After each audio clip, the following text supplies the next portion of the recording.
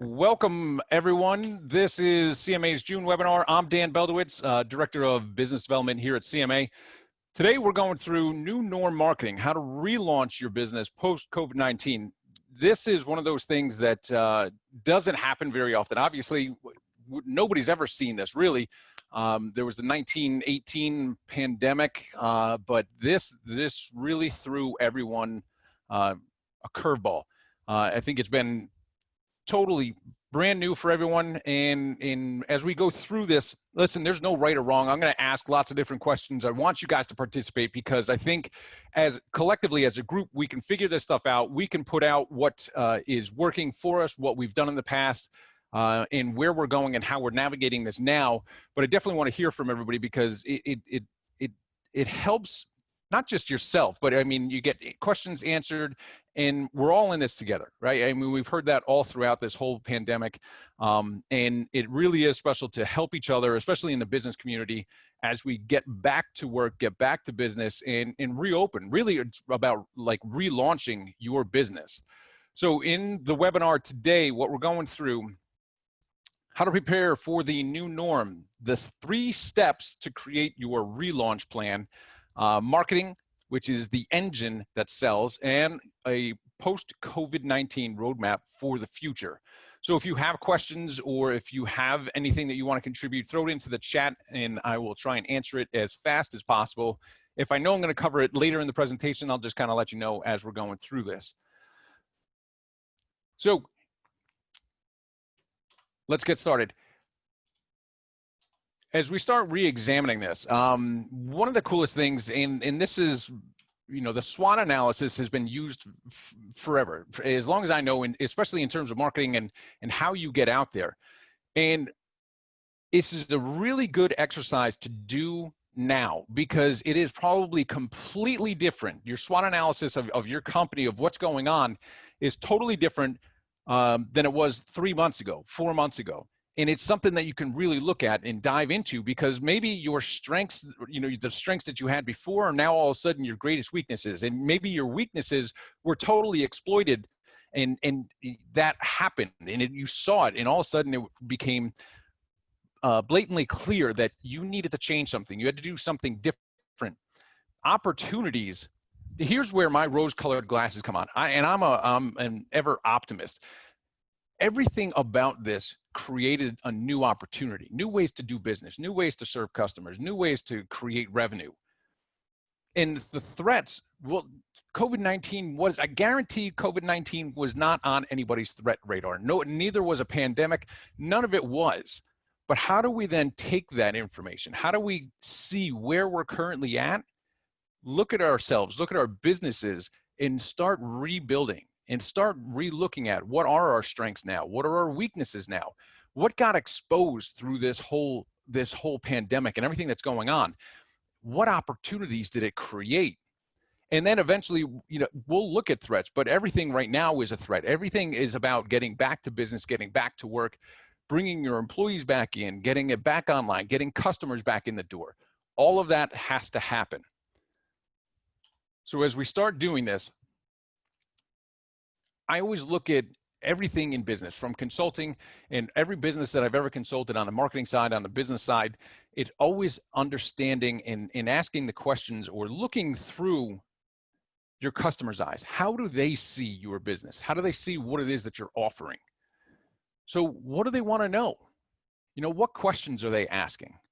What's preventing them from making a purchase or visiting your business? You know, restaurants obviously have it difficult right now. We've got to follow all the CDC guidelines on social distancing, how many people we're allowed to let back in.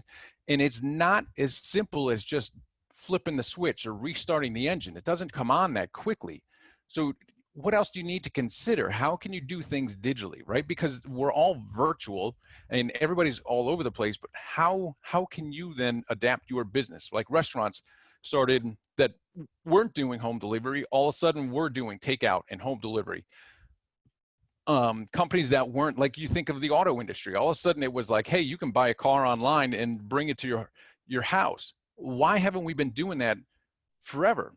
Everybody hates the car buying process. Now all of a sudden, you know, even Carvana came out and did that. They're just going to drop off the vehicle at your doorstep and eliminate the whole car buying process, which everybody hates anyway. So how do you then start to adapt your business?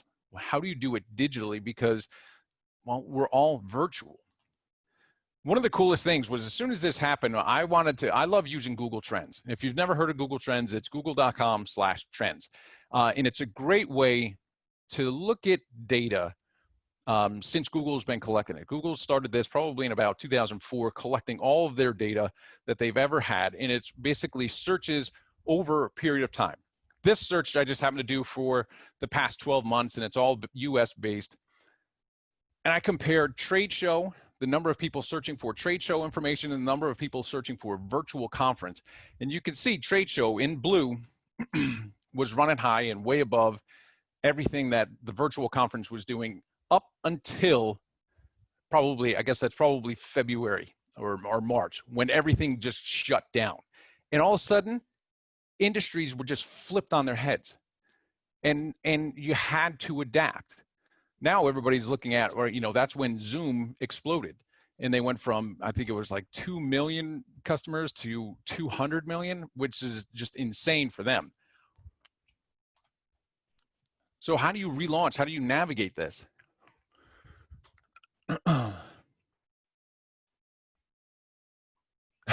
Thanks, Kels. That's good to know. Just popped in a halls. Communicate with empathy and acknowledge the new norm. Yes, everything has changed. So realize, what does that look like for your customers? What do they need to know? How are they doing this? Start by recognizing that the change in business and how do you adapt to it, and look for gaps or needs that your business can fulfill and regain and grow your customer base. That's going to be the key. It's not the strongest that survive. It's not the smartest that survive. It's the companies that are most willing and fastest to adapt to the new reality. So what inside your organization needs to change? How do you grow? How do you move forward? What can you adapt in your business such that you build new customers, you continue your social presence, your web presence, your email, building that list? How do you get out to more people at the right time with the right message so that you drive them in?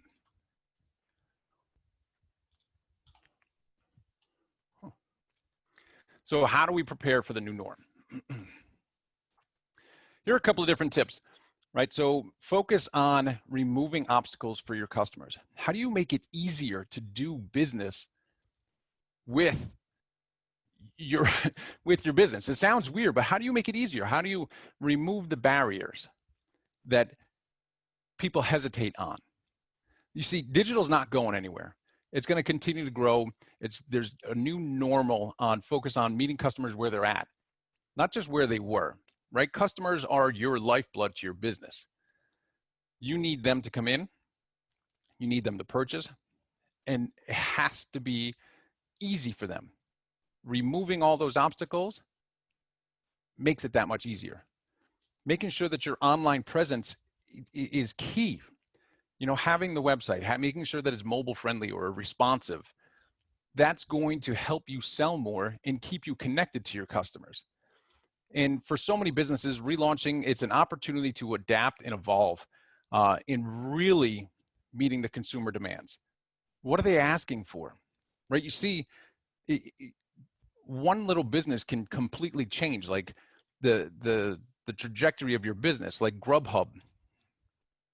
All of a sudden that blew up just because the restaurants that did stay open, people wanted it delivered to their house. They didn't want to go out, or they weren't allowed to go out.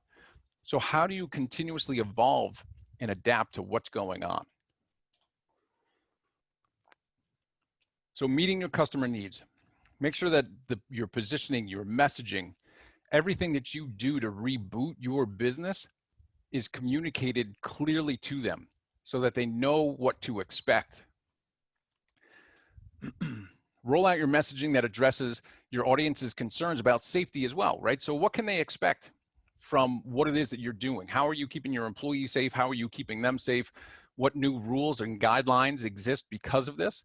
And can you continue to communicate with empathy? Understand, there's a lot that's going on right now, and let your customers know that you're keeping them safe by adhering to the new health and safety protocols. And that's constantly changing.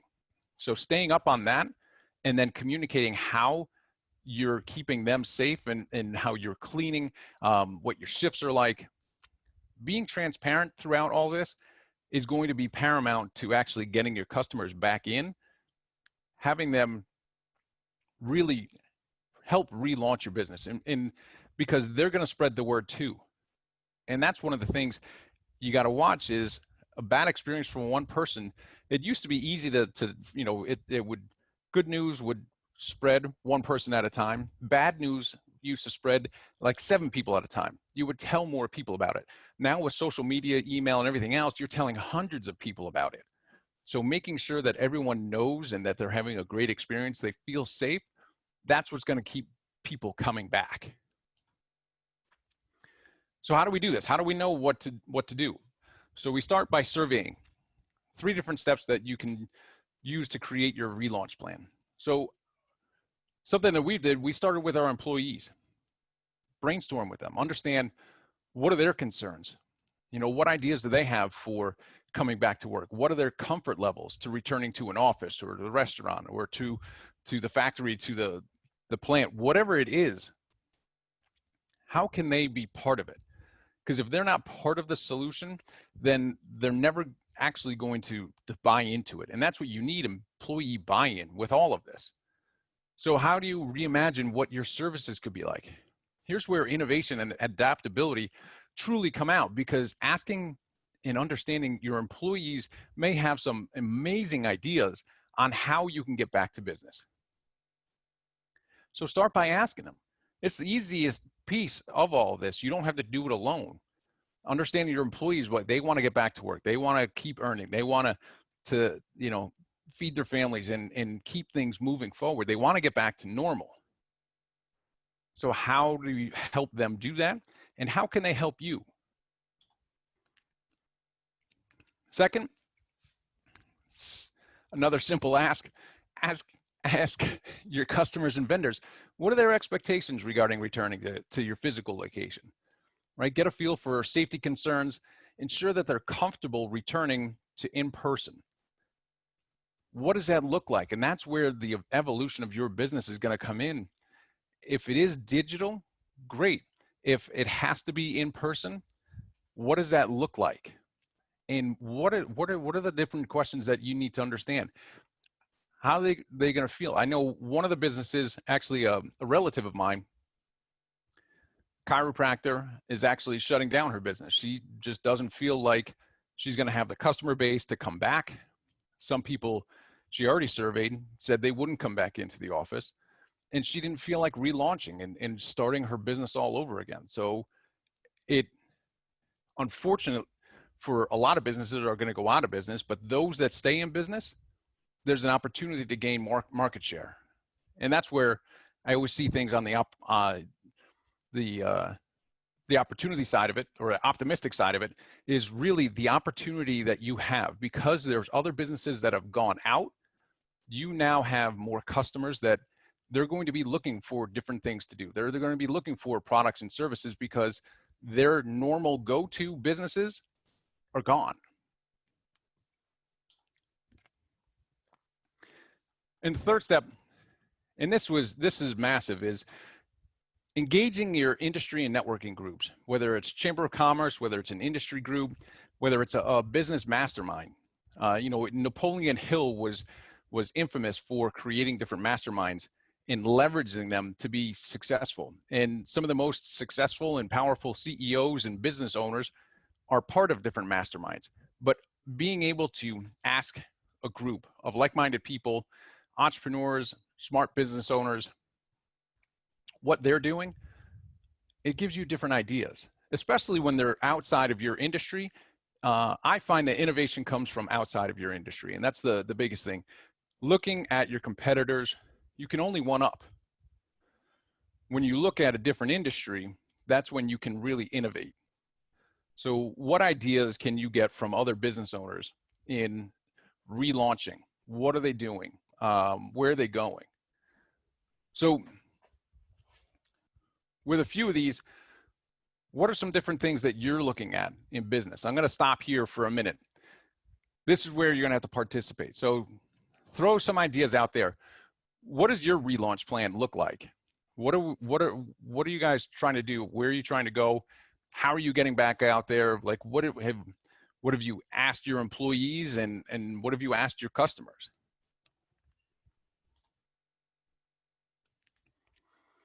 Just throw it in the chat as we go through it. So here's a quick recap of what we just went through. So as part of the relaunch, companies need to build trust, communicate with transparency to both customers and employees. Your reopening is an opportunity to rebuild and create a better future for you. And once you've surveyed the landscape, there's some tactical solutions that you can start implementing to prepare for that relaunch.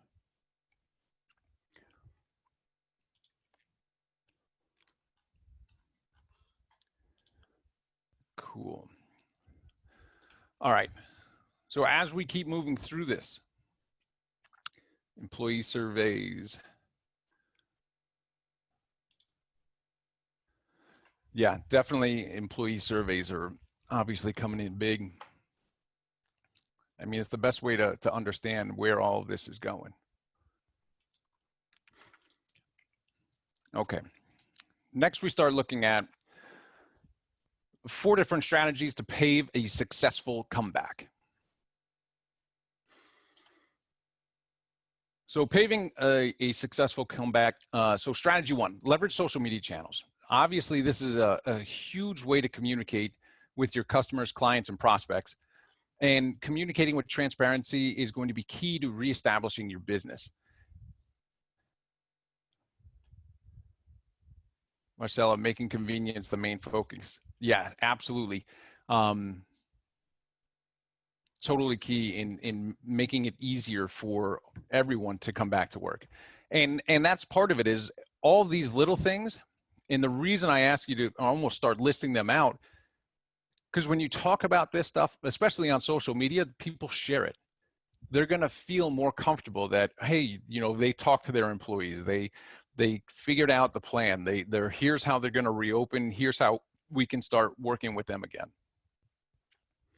So communicate with transparency, really leverage social media the way it was intended. It's not just an advertising, it's not just an advertising medium.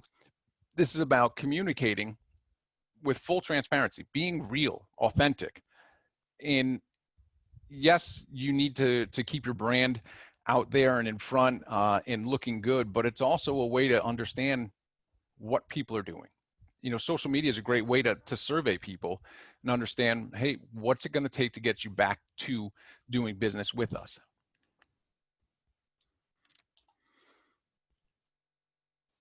Second, use your website. Now, a lot of companies have already put up COVID-19 statements on their website, and that's fantastic, but it's what's next. How do you announce your reopening? As well as what are your operating hours? And that's where a lot of people will, go for your information. Your website, social media are typically your first impression to a new prospect. And with all the opportunity that's out there with other businesses closing, now you're going to have more people coming to your website. And that's where you really want to make sure that they're getting the right information right up front so that they can make the best decision in moving things forward.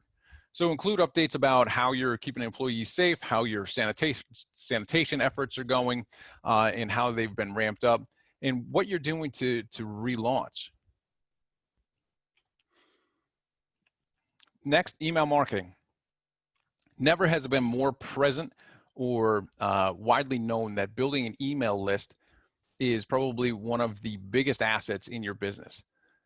Being able to send out an email, whether you're asking a question, whether you're doing a promotion, many businesses still, I've found, don't have a full customer database. They haven't been developing an email list so that they can market to. And it's one of the most cost-effective ways to relaunch your business, especially after all of this. Let people know what's going on.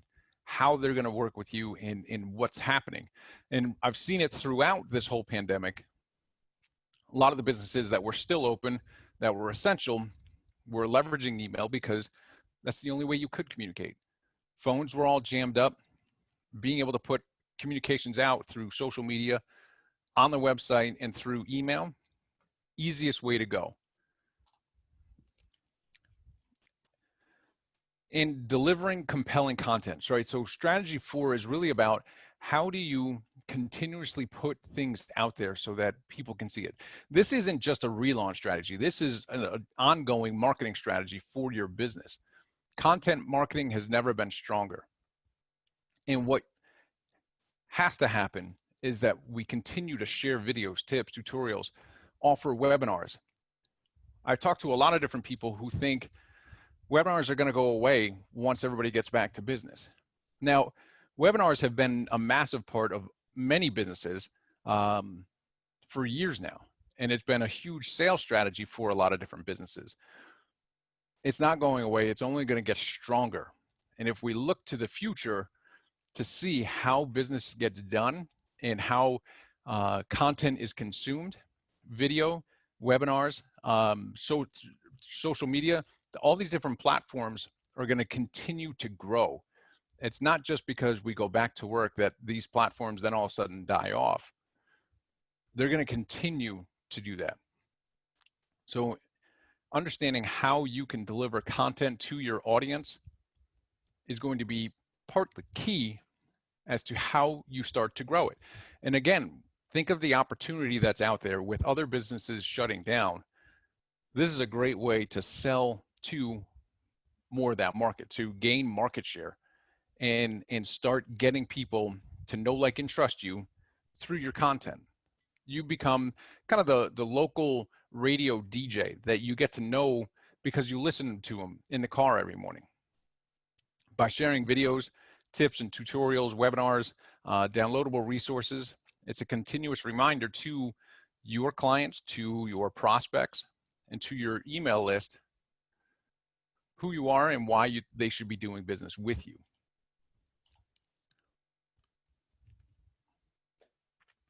Marketing is the engine that sells. So history's proven that companies continue to advertise during a market downturn, bounce back and relaunch quicker than those that halt marketing operations. Now, we can't turn back the hands of time because we're through most of it and we're starting to relaunch now. Here's where you will start to see those that were continuing to market, those that were continuing to put out content, to be social online and really continue to create and develop new content is going to be the quicker rebounds than those that weren't. So behind every crisis, there's an opportunity for growth. And that's really what we want to focus on is what are your opportunities for growth? How do we get back to that? How does the content that you put out there make somebody feel better so that they do come back and do business with you?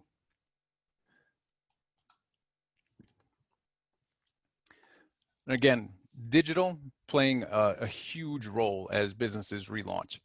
Those 4 different steps of the website, email, social, and content continue to grow. So digital marketing isn't going anywhere. This means digital footprint, and it's really the first impression for a lot of different customers, is more important than ever. So you need to show up in search. You've got to be on social media and be collecting emails and building that list so that you can continuously market to them.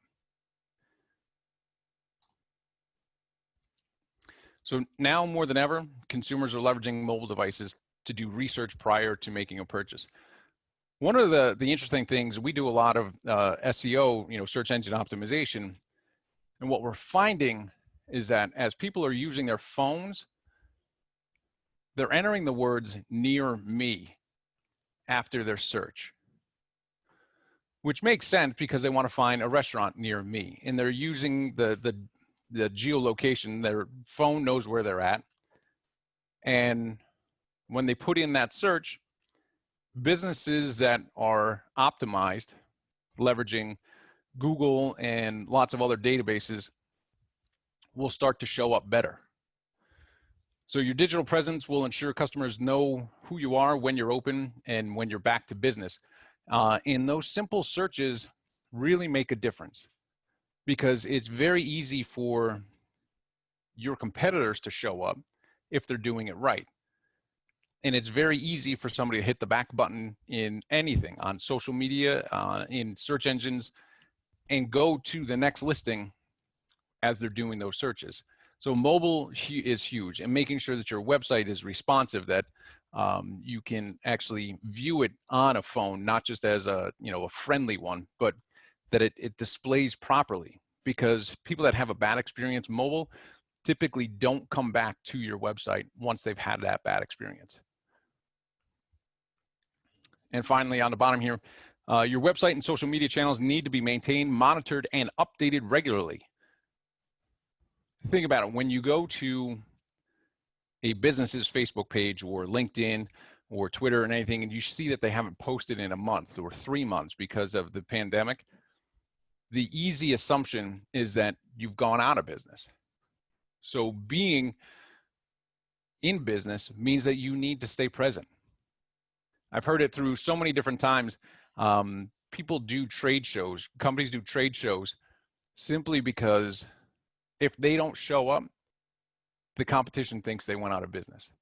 And it's the same with updating your website, blogging frequently, social media postings, making sure that you're showing up, making sure that you're monitoring, answering questions that come in, and updating things regularly.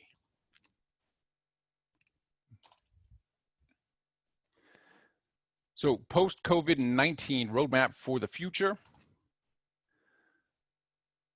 So as part of the relaunch strategy, consider the company's roadmap for the future. What is it? Where can you go? What else? Knowing what you now know, what does the future look like for you?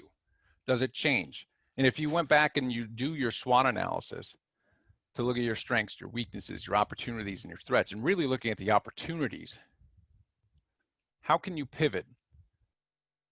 Now you have a whole other section for your threats, right? What if another crisis arises? What do you do if COVID-19 has a second wave and this happens again? How do you adapt your business so that you're ready for it? So establishing a crisis management strategy has to be part of your strategy. Now, there's no way that we could have expected any of this. But now that we've gone through it, using that lens, how do you change? How do you plan? Financially, for marketing wise, for new revenue generation, for making it easier. Maybe it's a product ship, maybe it's a new service line.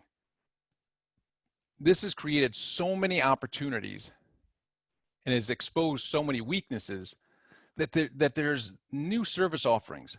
And that's the key, is how do you continue to grow and run your business without adapting to this? So here was a cool one. This one, Sauerland Mountain Spirits. Basically a craft distillery that we work with. And so as this happened, they shut down production and everything went silent. Sauerland Mountain Spirits stopped producing their gins, their vodkas, their rums. And what we worked with them on was shifting their business. They ended up going into hand sanitizers, like many different craft distilleries did. They already had the alcohol, right? So basically the CDC says that hand sanitizer contains more than 70% alcohol and it kills viruses on contact. So it was an easy switch for them. They adapted real fast. They shut down production on their alcohol and started shifting focus on creating hand sanitizer. So we helped them in getting out there and, in creating this news bureau and getting them out in front of more people. So they had different healthcare systems like Penn Health, our Robert Wood Johnson, Capital Health, and they started ordering from Sauerland and getting their shipments of their hand sanitizer for their frontline workers. So we help them get out on NJ 1015, Trentonian, My Central Jersey, Planet Princeton, New Jersey Business, 94.5, and get this information out there. What was awesome about this is not only did they sell more hand sanitizer, what ended up happening was they said about every third customer that purchased hand sanitizer from them, it was basically you pull up, purchase the hand sanitizer, and they put it in your trunk and drive away like many other businesses did. But what they found was every third customer, somebody, they purchased a bottle of alcohol with it. And it quickly turned into this pandemic, thinking it's going to be one of the worst months or 3 months, turned into probably the best month in sales they've ever had, simply because they were able to shift, adapt, and get their message out there. Not only did they do well in the hand sanitizer side of things, but also their spirit side. So this is just an amazing example of turning what seems like one of the worst things that could ever happen in shutting all businesses down into this business's massive growth. So it was a lot of fun working with them in getting their word out there, but it just shows when you adapt real quick, it can change the trajectory of your business. So by future-proofing and looking at what has to happen, it's not the strongest or the smartest that survive, it's those that are fastest to adapt. So having a comprehensive crisis communication plan helps your organization mitigate negative fallout, much like stopping a viral outbreak. And that's true especially on social media, is how you get out there. And the more information you have out there, the less that one negative review is going to hurt. That's why building up testimonials, that's why having customer lists, that's why having your website updated, that's why having social media is so crucial. Because when something happens, you've got to have a way to communicate with people, let them know what's going on, and then when everything comes back together, how do you relaunch? So during a crisis, customers aren't just evaluating your business on what you're saying and what you're posting. It's really about them paying attention to what you're doing and how you're responding. People are going to watch. They're not just going to listen to what you're saying. They're going to watch every single move you make. And that's where it's key to keep things going. So relook at your SWOT analysis. I think it would be a fun exercise for you to go through and start understanding what are your strengths now, what are your weaknesses now, what are the opportunities you now have, and what new threats, and how can you start mitigating and creating those plans. So at this point, I want to open it up to some questions, and I will answer anything that I can.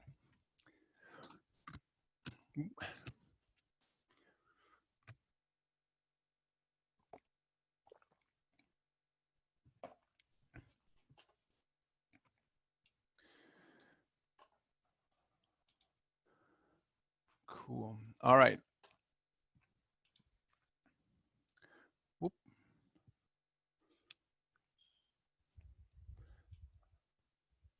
All right. If I don't have any questions at this point, I want to say thank you, everyone, for attending. My name is Dan Beldowitz, and if you're interested in learning more about relaunching your business, or if you need help with social media, with your digital presence, with traditional marketing, don't hesitate to reach out. You can find us on Facebook, Twitter, LinkedIn, Instagram, and YouTube, or visit us at CMA Solutions and book a free strategy session with us today. Thanks all for coming, and hope to see you soon.